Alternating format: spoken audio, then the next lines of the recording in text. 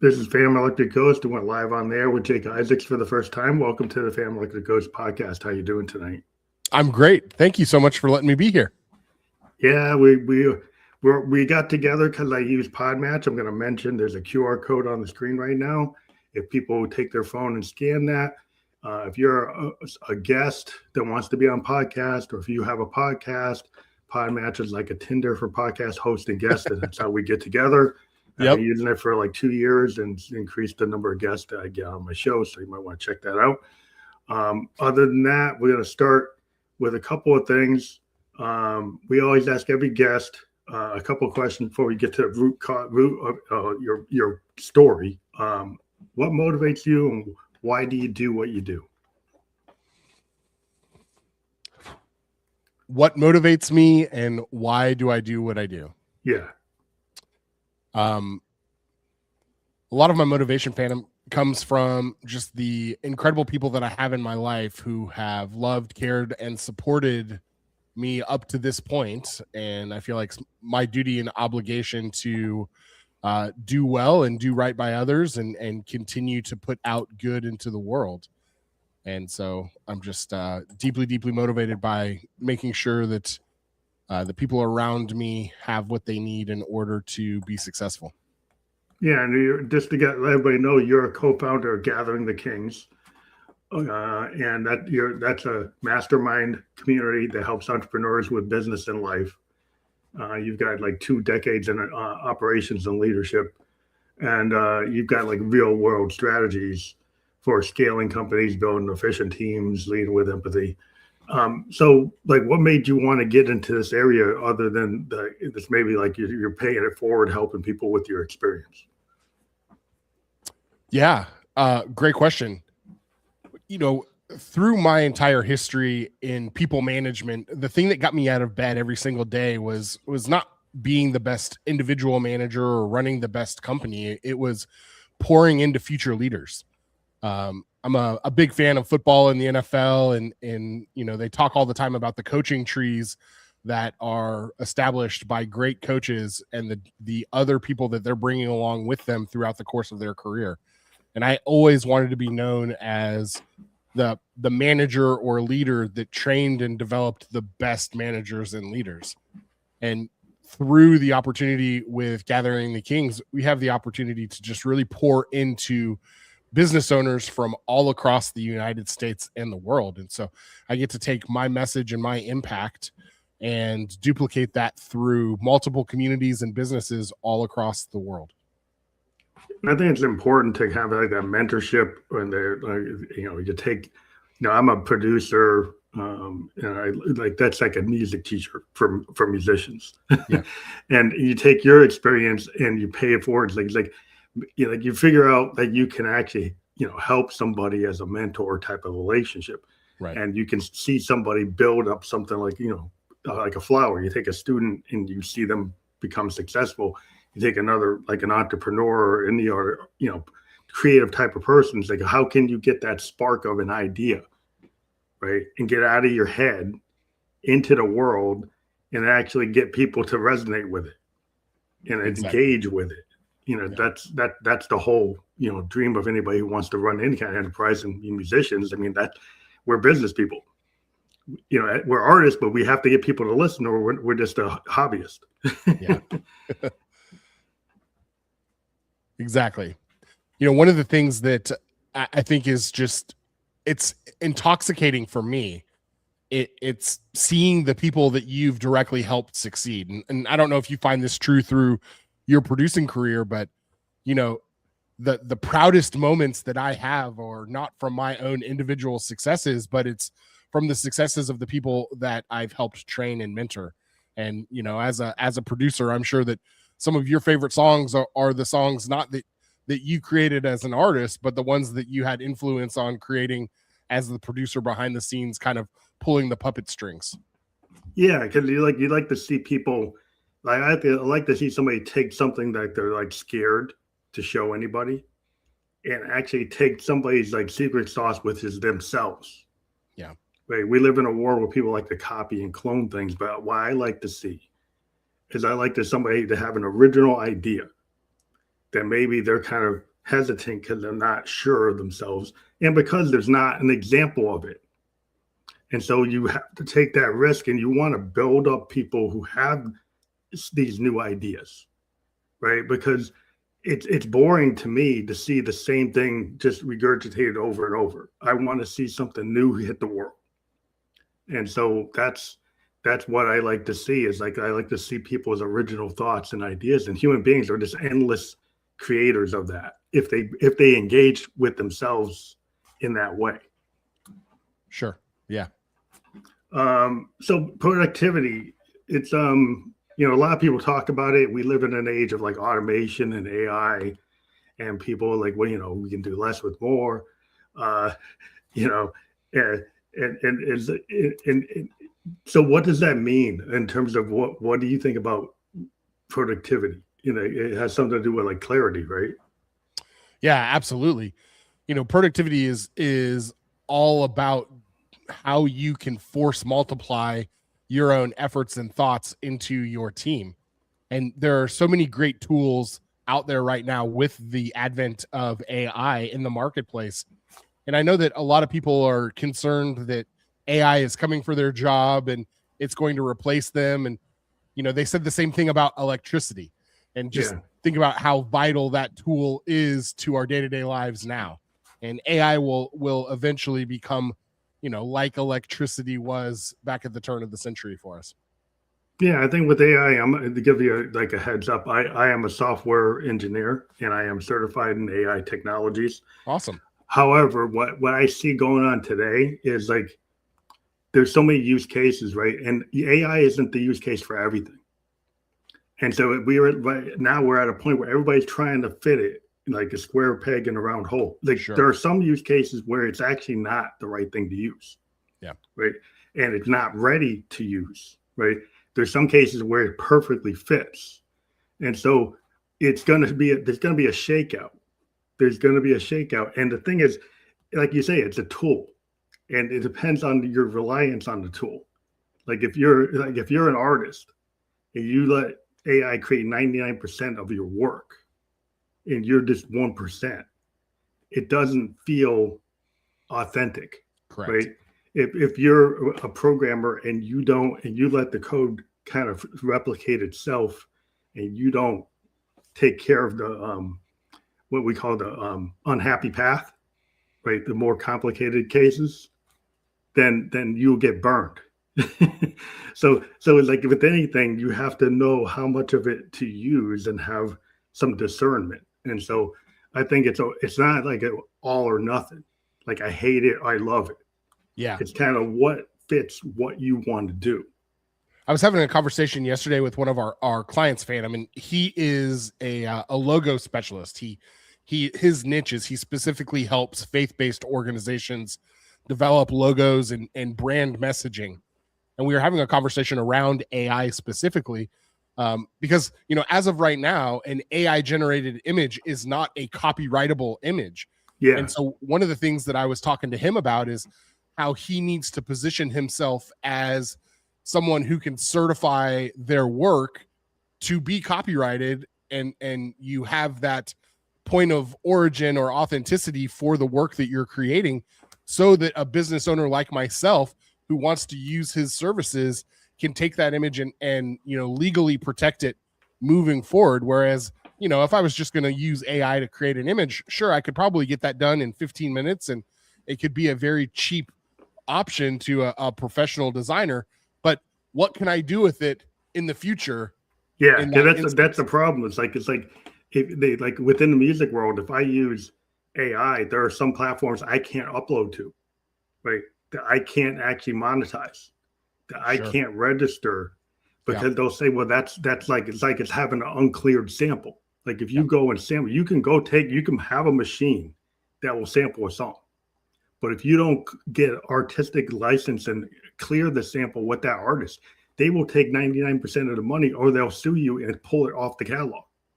Right. So just because the tool exists, doesn't mean you can actually legally use it.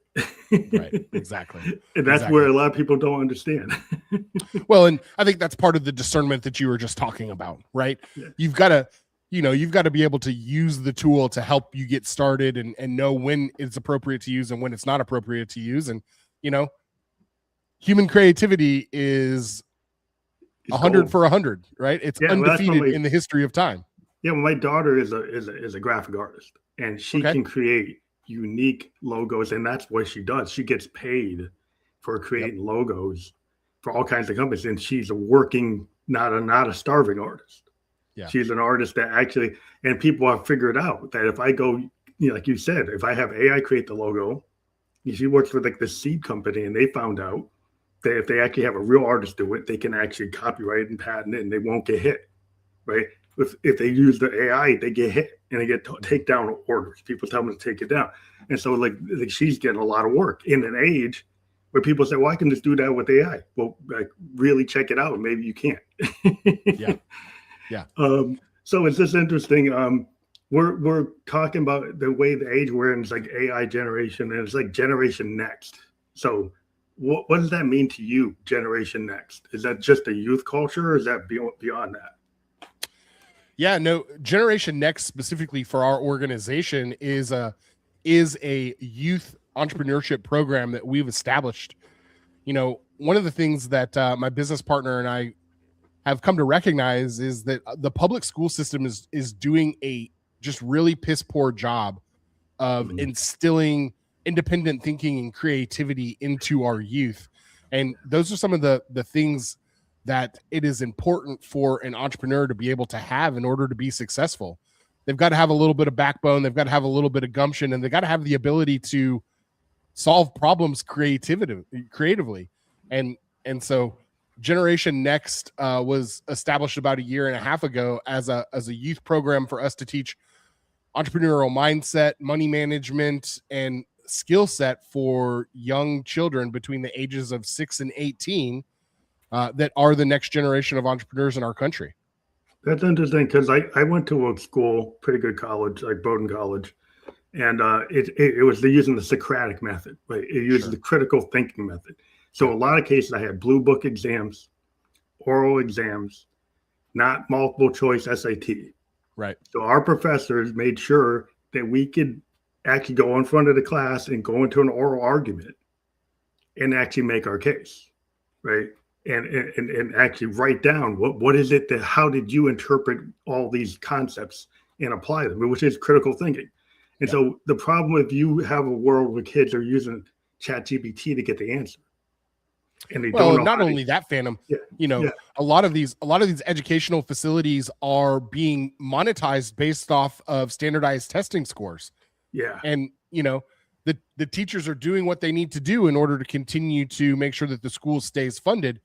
But when we teach to a test and when we teach to a specific curriculum, we take out a lot of that critical thinking that you were, privy to in your education. Yeah, it's super important. And it really goes to this idea, like we have a generation that doesn't read, right? Yeah. That like I grew up reading 200,000 word, 300,000 word books, right? Reading like Shakespeare, Moby Dick, Mark Twain. You ask people today, like people don't read. If you don't read, right, you don't retain. You can't do critical thinking if you only read things that are on the net, 15-second, 30-second TikToks.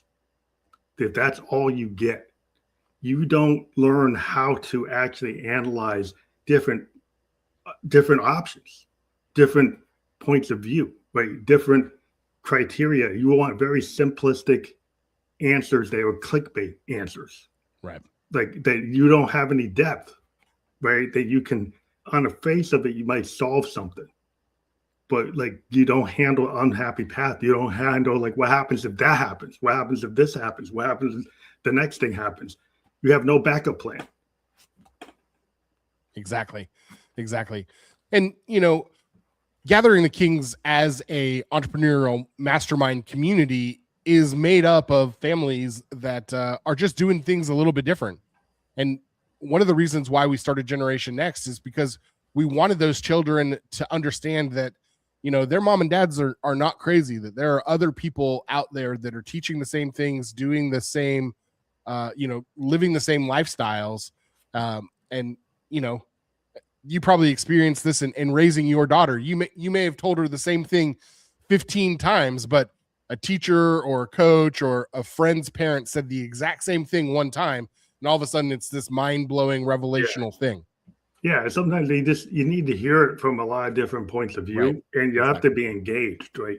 Like you said, if you're teaching to the test, like I got interested in computers, right? Because I had a teacher. I'm a child of the 70s.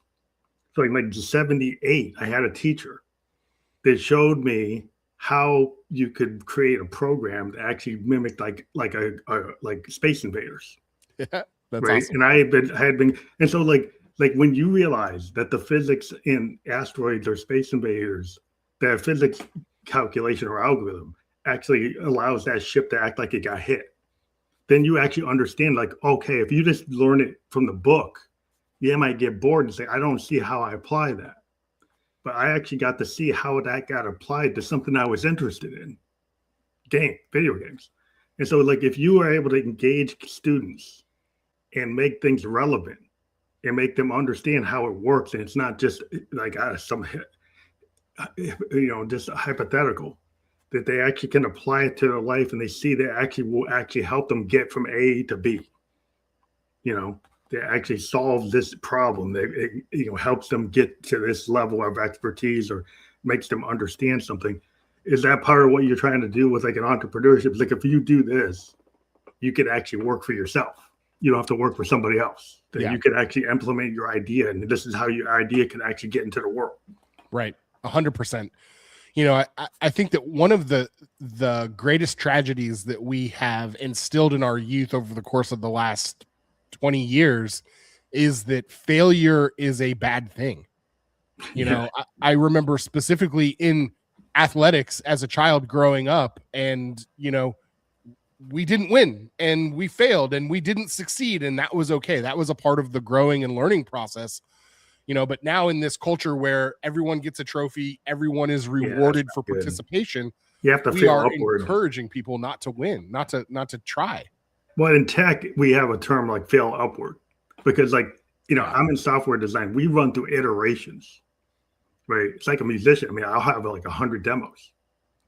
Now, each one of those demos, actually helps me figure out what I should do. Yep. And after I get to demo 101, take 101, I might decide, no, take 4 was actually the thing. But the process from getting 4 to 101 is not a failure. Each one of those takes, it helped me decide that number 4 was actually the best one. Right. And so that's how in the same way in software design, we do iterative development. We might have multiple, hundreds of versions of something. And we might say, hey, this doesn't work for this project, but it works for this other project. Or it's this thing we haven't even thought of. And so nothing's a failure. It's just something in our toolbox. It's in our archive. It's like, oh, we'll use this later. Well, we learn from this and we know not to do that, or we know to do this. And so like, that's why it's, there's no failure. There's no bad question. We're in like whiteboard sessions, and, any engineer to bring something up, you don't feel like you get embarrassed if you challenge something. Right. If you get challenged, that's what we're supposed to do. Yeah. I mean, I think we are so quick to quit. We are so quick to put something to the side. And, you think about someone like Thomas Edison, who iterated and iterated and iterated on, inventors. Try 900, finally, develops the light bulb. Right. Yeah. So it's that inventor type of mindset. Yeah. Like within manufacturing or engineering, where software is a type of engineering. It's that iterative approach of like trying something. Yeah. Trying to break the theorem. I mean, every scientist, whether you're a data scientist or a data engineer, right? You are you take a theory that's known and you try to poke at it. Is that really the truth? Is that theorem really right? Now, it was right up to this point until I actually found out that it was actually wrong, right? So we continually test everything. And so there's nothing wrong with doing that. It's actually how you move forward. Yeah. One of the workshops that we lead for the youth program inside of GXT is just built around this concept of the word fail as an acronym for first attempt in learning, right? Mhm. And so failure is your first attempt in learning, to your point. Yeah, I mean, it's like for people to realize it's like sometimes it's like the podcast world. Like most podcasters stop after less than 10 episodes. Right. I've done 1,300. Wow, that's I've incredible. been out here since 2016. Yeah. Now, I would say my first show is nowhere near what my 1,300th show is. Sure. And so, like, if you don't hit the mark, doesn't mean that you stop, right? You after a time, you get to be pretty good. Yeah. Like showing up is half the battle. If you can perfect what your secret sauce is, then you can get people to want it. you Right. know? Yep. Exactly. That's the thing. Is like if you just because like everybody can be making that widget, but you made the widget that much better, or you actually broke the whole idea that maybe people don't even need that widget. They need your widget. No, 100%. 100%. I remember, Phantom, when I got married, pastor told me that the first year of marriage was going to be the hardest year of marriage. And like looking back on it, it's like, no, duh, of course it was, because that's the first 12 months that you're learning something and that you're experiencing things for the first time together. And of course you're going to have ups and downs. And, you know, of course in year 20, it's going to be amazing because you figured out how to work things out. Yeah. But if you quit and you give up, you don't get to experience year 20 together. Well, I think people have the kind of idealism, like, and it's nothing wrong with idealism, but they have this idealized version of like marriage, idealized version of success. Yep. Idealized version of being like a musician. I know a lot of musicians. I'm 57. I knew a lot of guys that stopped when they were 22 and they never picked up their instrument again. I kept on going. Yeah. Because like why the question is like, why are you doing what you're doing? Are you doing it for you? Or are you doing it for someone else? If you're doing it for someone else, you're probably going to stop. If you actually are doing it for yourself, you probably won't. Right. And so like you have to decide, why are you doing it, right? Why are you trying to do something? Do you actually like what you're doing? Or should you actually question yourself, looking glass self like a Victorian, like, what is it that I want to be? Not that what my father told me or what my grandpa told me or the kids down the street told me. What is it that I want to do? You know? And I don't know if people actually feel the permission structure to do that. Yeah. Yeah. You know, and it's just not common. Right. And so by getting these youth together and putting them in this Generation Next program, they're around people who think like them and are doing the same things. And so it makes those difficulties and those struggles feel normal. I think that's super important because a lot of times time is money. So a lot of people think it's like, I need all this revenue, but it's like elbow grease and actually just putting the time in. Like if you're a sole proprietor and you put the time in, like time is money. It's like you might not need a lot of revenue if it's like it's all you at the beginning. And eventually you can't do everything. You have to know what you can't do. You can know what I don't know. But you don't always have to have like I need $1 million. It's like, why? What could you do without the $1 million? What could you actually do? It's like, what is it you're trying to do? Does it really cost $1 million? Yeah. Or is it that you have to spend a lot of time on it? Or that you could actually ask people barter, that you could do other things, that you might be more creative, that you don't necessarily need the money. You might be able to get opportunities through like internships, through all kinds of different ways of doing things. So you build up walls and you say you can't do something. As soon as you say you can't do it, then you can't do it. Right. Exactly. So do you find that like that revenue conversation is a hard thing for people to get past? Yeah, I do. I think that we have a skewed view of money just in general. With social media, it has done so many incredibly wonderful things for connection and society and really kind of shrinking the world. Just today, I have talked with someone that lives in South Africa, Wales, the Philippines, and all of that is due to technology like this right here, where I can be in my house in Kansas City having a conversation with someone from God knows where, and all of that's incredible. The negative side to it, though, is we are getting a glimpse of someone's very best curated moment, and we think that is normal. We think that is what life should be like all of the time.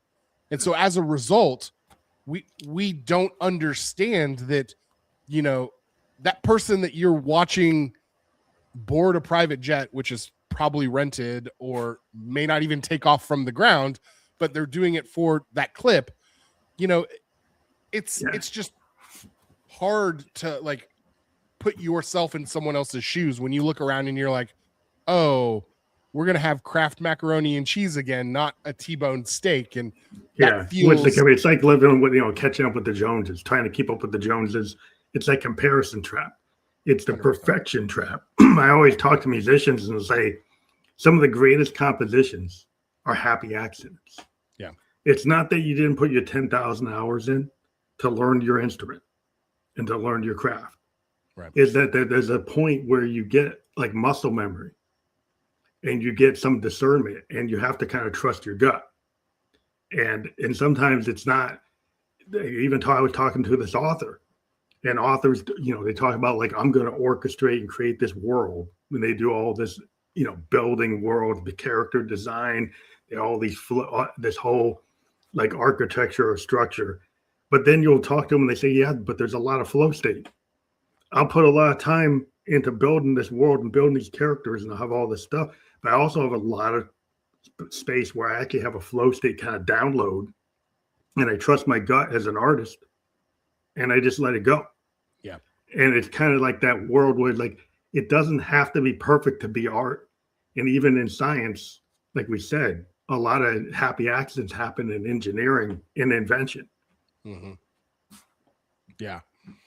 Yeah. I mean, I think we just have a skewed view on what money is, and we use it, or we put it up on a pedestal as the thing that we're chasing, as opposed to the tool that we need to use to help us accomplish the things that we want to accomplish.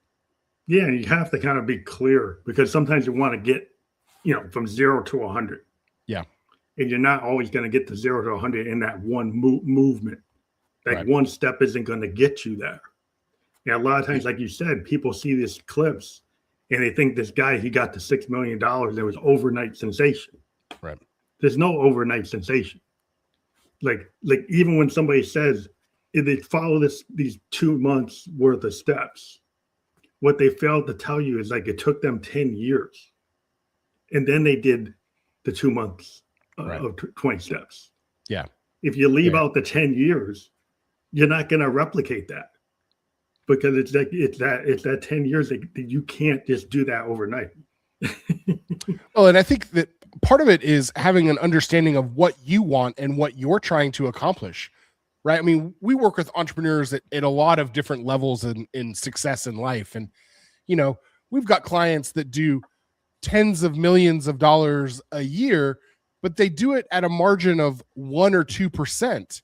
And then I've got people that do $400,000 or $500,000 a year and do it in a margin of 75 or 80%. Mm-hmm. And they're making more money. They're taking home more money for their family than the person that's running this $20 million business that doesn't make any money. Right. And so your margin, it's like all the shell game. Yeah. Because a lot of times people, salespeople do this all the time. It's like, oh, we got millions in sales. Well, what was your actual commission?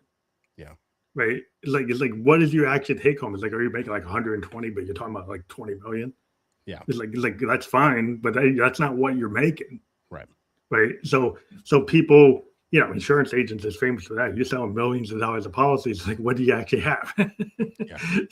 But it's all relative, and people get caught up in this kind of like the Joneses thing. And it's a lot of it's smoke and mirrors. Right. And so you got to like get down to the brass tacks. Is like, what is real and what is kind of propped up? Because it's like the smoke and mirrors game it's fine if you want to get caught up in the doom scrolling all day. but you actually are you doom scrolling or are you actually doing the work? Yeah. Yeah. You know, some of that doom scrolling or some of that not having a clear vision or understanding of what you want, that creates imposter syndrome. And so you walk into a room and you automatically feel inadequate because you're not secure enough with yourself and not proud enough of what it is that you're doing and building. And there's just so much mental head trash that every single person is dealing with. You know, I've talked to some incredible leaders and incredible business owners that have everything that you could ever want in life, and they still believe that they're not good enough, they're not, successful enough.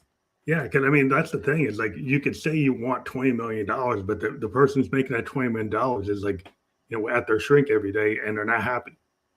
Right. Exactly. So if you could be happy with a $200,000 enterprise and you actually have peace of mind, is that better for your life than chasing the 20 million and being like totally whacked out? Yeah. Turning frustrated and not happy, not feeling good, just like prickly, and you just don't feel like you're having a good day all the time. It's like, is that where you want to be? Or do you want to be somebody like, well, I can own this, but I don't have to own everything. Right. I can own this at this level, and it's okay, to be at that level. You don't have to be Bill Gates to be happy. Really kind of the thing that differentiates Gathering the Kings from other entrepreneurial mastermind programs out in the marketplace is we just honestly believe that you don't have to sacrifice your family or your personal life on the success altar, that you can be successful in business and in life and have an amazing home life and be a present father or mother and participate in the, church activities or community activities. So often, entrepreneurs believe I've got to grind for 90 hours a week and hey, honey, or hey, hubby, I'll see you when we get to the top of the mountain. And like 120. I mean, you got people like in Hong Kong, and I mean, they get this mindset within like some of the tech bros is they think you should just burn out. Yeah. And they just think that you should be like 150% dedicated. Don't worry about your family. Just drop it.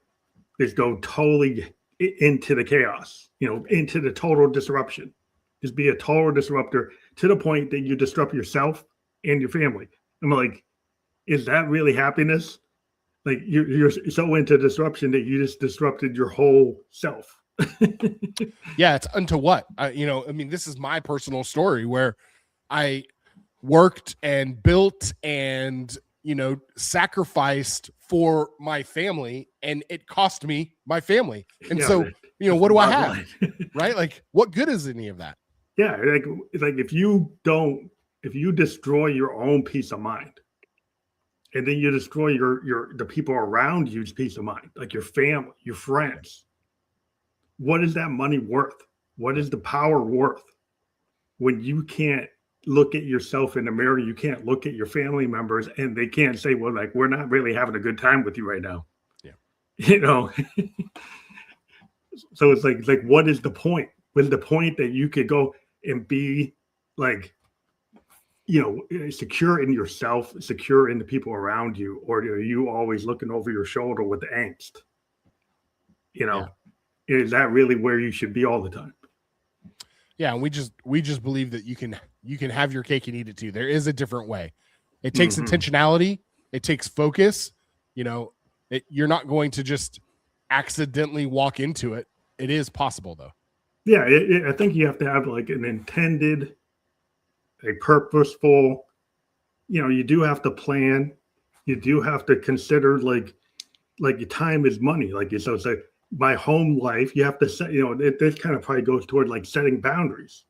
Right. If you don't set boundaries, like if you say, well, I'm going to take a call at 3 a.m, right? I'm going to be available like 24/7. I'm not going to give any kind of space where people say, well, no, this is my boundary between my home life and my work life. And it feels like, sometimes I've been in corporate world within like a lot of, startups where they expect you that if they ping you at 2 in the morning, any day of the week, that you'll pick up. Yeah. And, you have to decide. I decided a while back when my wife got cancer, I said, well, I can't do that. So I set a boundary, and I'm still okay. I still am able to take care of things. I just decided for myself, I'm not going to be that guy anymore. Right. And you just have to make a decision. 100%. Most people don't know how to control time, right? It is the single most precious commodity that any one of us has on this earth. And most people are just showing up and reacting to life as opposed to being intentional and setting those boundaries like you were talking about to have an understanding of what's going to happen, where the priorities lie. For 10 years of my career, I worked for Hilton and Marriott as a fixer in the hospitality industry. And in that job, the hotel never shuts down. And so the expectation was that I was on call 365 days a year, 24 hours a day. Yeah. And I remember when I walked away from the hospitality industry, that first night that I didn't have to have my phone on sleeping, I woke up panicking because I was afraid someone's going to need me. Yeah, you missed Someone's going to call me. Yeah, you missed it. I get like, oh, I'm not connected. Yep. Yeah, that's hard. And like if you get on that treadmill, if you get on in that rat race, you're on that hamster wheel. I mean, it's hard to get off of it. It is. Because like it becomes your life. It becomes like your career. And that's the thing, is a lot of times your career is your life until you make decisions as to like, this is my private life, this is my career life, this is my this is my hobby life, and how do I get comfortable with all the phases of who I am? Because it's like, are you a physician, or are you like a father, like your husband? You're somebody like I like the bicycle. If you get too out of whack, it's like all I am is a physician, and they're only doing that, and I don't do anything else. And you could do that for a while, but usually you hit the burnout. Well, the other thing specifically, I'll talk to the men in your audience, but as men, we get an immense amount of dopamine for being problem solvers. And so when that phone rings and someone needs you, it actually feels good. Yeah, you get addicted to it. Yeah. You want to solve the problem. You want to put on that Superman cape because you're the hero in the story. That's it's hard to get out of that. Like, if you want to be that guy, it's almost like the people pleaser. Like you got to do it. Like you're stuck in that mode. Yeah, where like I'm the only guy that can solve it.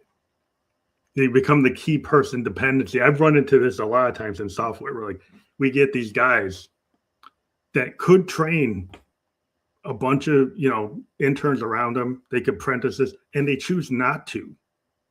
So they're the guy that gets called when they're in Barbados on vacation on the beach. They have to get called, and they don't set up a backup because they want to be that guy. But it's like eventually, then you're complaining that they called you on the beach, but you set that up. Right.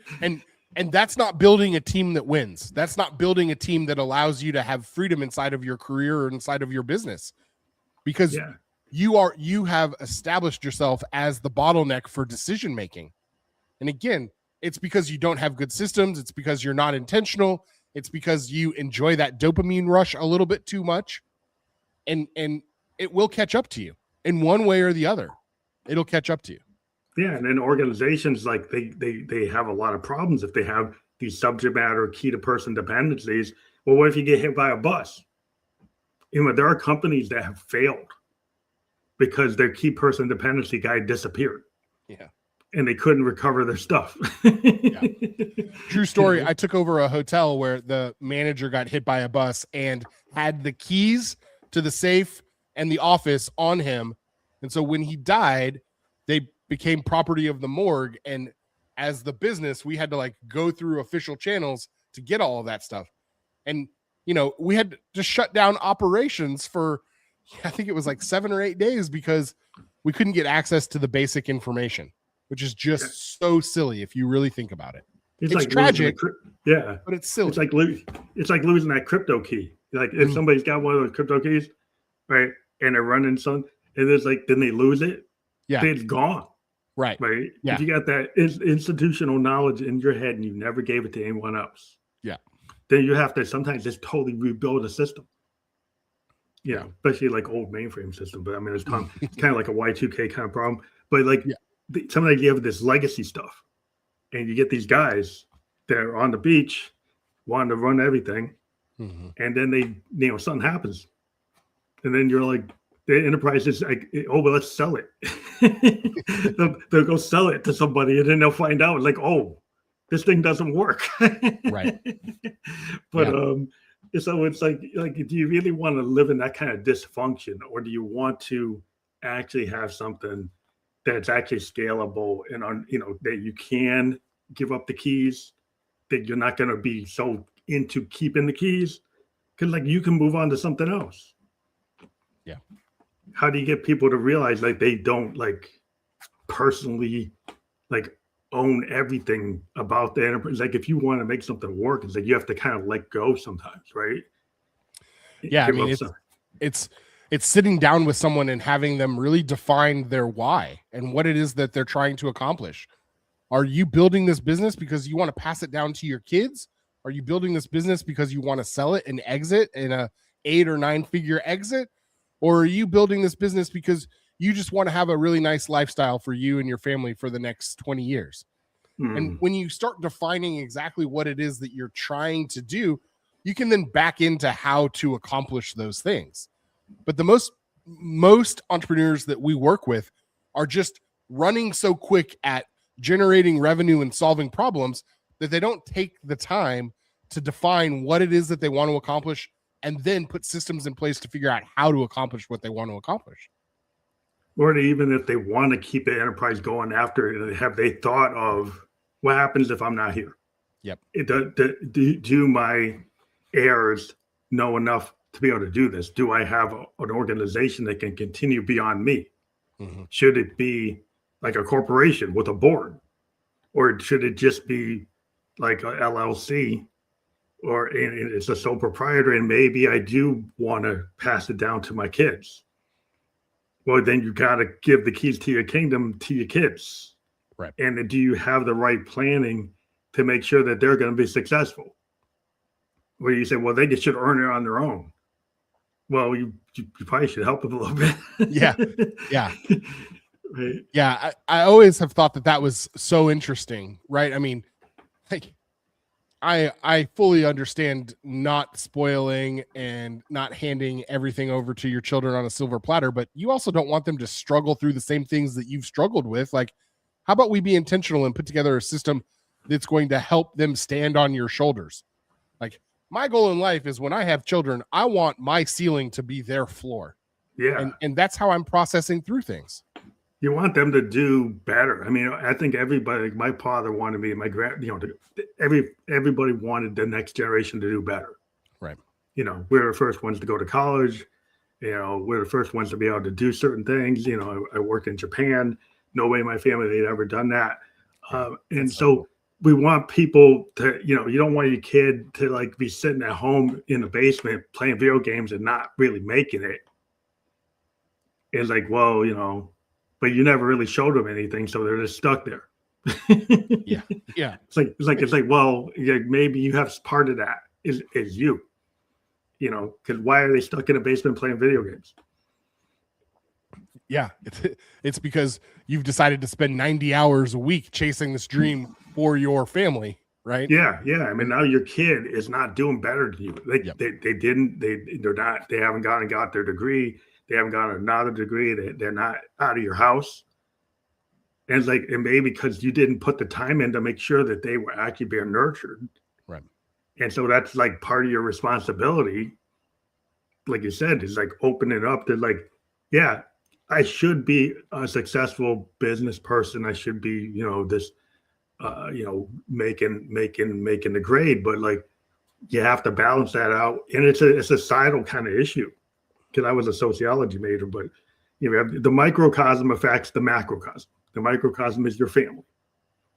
If your family's not in good shape, that's going to end up affecting like your family, but also the overall society. And if you don't 100%. Pay attention, it's a two-way street. Yeah. I mean, that's a soapbox and a rabbit hole that we could spend the next 3 hours talking about, but just general lack of familial support, creating a situation where we have no appreciation for authority, we have no understanding of community, and we're just developing these young people who are isolated in this own like really weird bubble. And so yeah, I mean, I get worried. Now, I'm happy my daughter is very successful, and I let her know that art could be a career. I didn't tell her that you can't. Oh, how are you going to make money? And she put everything into it, and that she's a working artist. It's her dream. And sometimes with people, like you have a kid that's an artist, and you kind of poo-poo it, and you tell them you can't do it. Yeah, and that's like the worst thing, because sometimes like they can do it if you support them, right? But there's this kind of mindset of, well, that can't be successful. Yeah. So if you start putting that in somebody's head, that the only thing that's successful is what you know, but what you know is not everything. Sure, for sure. So it's kind of like it's a wide open thing, but it's like being supportive and also being like mindful that words are very powerful. And like if you tell people like what you can't do more than what you can, that then you set that kind of narrative, and it does have power. Yeah. Nope. You're 100% right about that. So 100% right. Yeah, because a lot of times like if you think you can't do it, you won't do it. Yeah, I mean, I think it goes back to the earlier part of our conversation around failure and trying something new and being okay with putting yourself out there. Yeah. I think a lot of times the people are so scared because, the haters, like we live in a world of the internet, right? So if you don't get the likes, if people hate your post, then you're scared. It's like the kid in school, before all this internet, the kid who's afraid to put their hands up. Right. Whereas the kid is always putting their hand up. Right. And then you're like, well, I can't answer like Billy. Billy's like this class genius. So if I'm going to look like a total idiot if I say anything, Billy's always going to win. Well, if you can't be afraid of taking that step. And again, so many people get afraid of like what it looks like when you don't answer perfectly, or you pose a question and people, that was a stupid question. Like I just think people should have a little more grace and be a little bit more. I think what you were talking about is empathy. Like if everybody's like, oh, we just hate everything everybody says and be super critical, it's like, society kind of has to be a little bit more understanding, or we just you're just shooting at each other, metaphorically, and then nobody wants to do anything because they're scared of saying anything. Right. Yeah. Yeah. Unfortunately, we have created an environment where there is no civil discourse. Yeah. If you don't agree with something that I say, then automatically that means that you hate me or hate something about me. And that's just so far from the truth, right? Yeah, I mean, I can like onions and you cannot like onions and we could still be friends. That's okay. Yeah, right? I mean, when I was in school, we had debate societies, right? It didn't matter, whether you're debating like somebody from the Green Party or somebody from the Republican Party or whatever. Right. And we were just there and we had the rules of debate. It's like, we're going to be respectful. We're going to have, somebody there. And it was like this idea of the intellectual curiosity. Yeah. Because like, what is this person saying? Can they back it up? Do they actually have evidence? It's kind of like, the old kind of empirical based concepts. Like, yeah, you can say something. You can say anything you got to say, but you got to kind of back it up. Like, where's the facts? Like, you can have an opinion. So if it's an opinion, that's fine. But if you're going to say it's a fact, you got to show where it came from. Right. Right. And so we get in this world now where people are like on these algorithms, they only get reinforced what they believe. Yeah. And they don't challenge their beliefs. Like I'm saying, like a scientist, we challenge each other. Like in sciences, you always challenge it. Right. And well, that's how growth happens. You have to.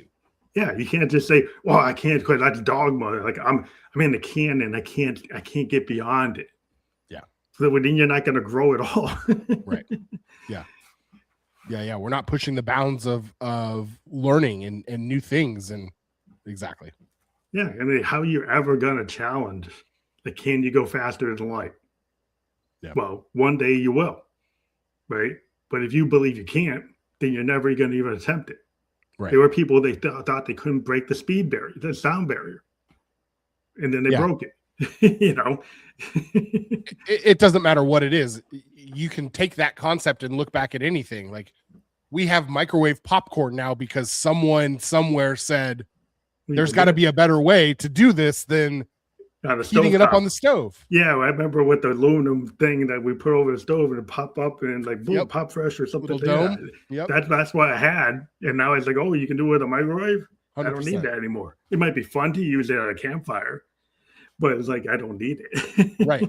But to your point though, like that's how growth happens, because someone somewhere said, I think that there's a better way. I don't think that we have to do it the way that everyone else is doing it. I'm going to challenge the status quo. And unfortunately, just right now, we're not being rewarded for challenging the status quo. We're not giving people the grace that you're talking about, Phantom, to try something new and different, or to have a new and different idea. Yeah, well, that's why I like entrepreneurs. You know, I've talked to a lot of entrepreneurs, and it's cool that you have gathering of the kings, and you got this mindset to kind of have a balanced lifestyle. But it's like it is important to kind of be the one that kind of is outside that bell curve and pushing, because like we have the people like that, maybe some people, they just want to go to work 9 to 5, be in the cubicle, have a set thing they're doing. The assembly line worker, that's what they want to do. Yep. Right. They don't want to be like a critical thinker. They don't want to be an engineer. They don't want to be an architect, right? They don't want to be a physicist. They don't want to be somebody who's like a big philosopher for like a thinking is like coming up with all kinds of theories. That's fine. People have their place. But if somebody pushes something and it kind of goes against your worldview, you don't have to like tear them down. Right. Yeah, I think that's where it's like you should have the grace to say, well, okay, that's fine. I don't agree with it. Yeah. But that can live in the world. Mm-hmm. And I think that's where everybody sends to these camps is like, in order to get all these new ideas, to be the next Edison, to be the next Nikola Tesla, you have to allow people to dream these things. Yeah. and to actually be out there and not tear them down. Mm-hmm. Yeah. And actually help them. You know? Right. Want to be part of it instead of being against it. Yeah. Yeah. Or at a bare minimum, just get out of their way and let them do it. Like, yeah, get out of the way. Don't be the roadblock. Yeah, don't be the person that says, well, that can never happen. It's like, you know, they think we're going to cast you out of the kingdom. Yeah. And you can't have water anymore. You can't have food anymore. You're out there in the wilderness. They're like, no. Your story with your daughter is the beautiful example of this. I mean, her life is going to be immensely fulfilled and successful because she had a father who supported her dreams, goals, and ambitions and didn't try to discourage them. You know, you came alongside her and said, hey, I might not understand all of this, but like, let's go figure it out together. How can I help support you? How can we do this together? Yeah. And she found ways to, you know, she actually gets work. I mean, she gets contracts. She's got multiple contracts working, not, you know, being a starving artist living in Soho or something. It's like she's actually doing it. And it's because, like, you think about anything in the world needs art. Like everything you buy has some kind of drawing on it, has some kind of logo on it. Like there's so much art in all the commerce we do. And like how did, you know, and there are artists behind that. And she found a way to get into, to tap into that. And, you know, people want to be like, you know, she does gallery shows because she's like a multi-threaded artist. She's like, yeah, I want to have stuff in the gallery, but I know I need this to make money. Yeah. So she's realistic. And I think that's why I kind of gave her the realism of how can you be like, what's going to pay the floor and what's your stuff that fills your soul. Yeah. And find a way to kind of balance that off. Like what you're saying with family, like, how do you have a fulfilling life? Can you figure out like, what's the floor I have to be able to do to have my house, to pay for food, you know, to be able to handle the day to day. Yeah. Right? So and then be able to do the other things. Yeah. It's awesome. But like I said, I do have another show and we had a great discussion. I want people to know that the QR code up there now is for your gatheringthekings.com. So if people click, you scan with your phone that QR code, it'll go right to Gathering the Kings. What happens when people click go there? They're going to find out more about our entrepreneurial community and how we support business owners from all across the United States. Our goal, our mission is we want people to make more money, work less, and win at home. And so Gathering the Kings will teach you how to do that. I think that's great. Work-life balances. Like, I don't hear enough people talking about that. I hear people talk about like the things we've discussed where people kind of burn out strategy. So I think it's really cool and very heartening to see people actually realizing that people want to have a full life and a positive experience in the world. And it's cool that you can be in business and not have to be stressed out at that level. I think it's important. So it's cool that you were on the show today. I hope everybody takes their phone, scans that QR code, clicks on it, engages with you, connects with you. If you have opportunities for them to talk to you and connect with you, I encourage everybody to click on that. Go to gatheringthekings.com. We have the link there. We also have your Instagram, jake.c.isaacs. So people should check that out. And that's fully clickable on all the platforms. We've just been on LinkedIn, YouTube, and Kick. And we'll be on all the other platforms you can watch a podcast on. Phantom, thank you so much for your time, man. Such an honor to come in and get to meet you and speak to your audience, and just wish you blessings. Thank you. Well, have a great day. Thanks, nice. sir. I always forget what time zone I'm in. But thanks. Bye.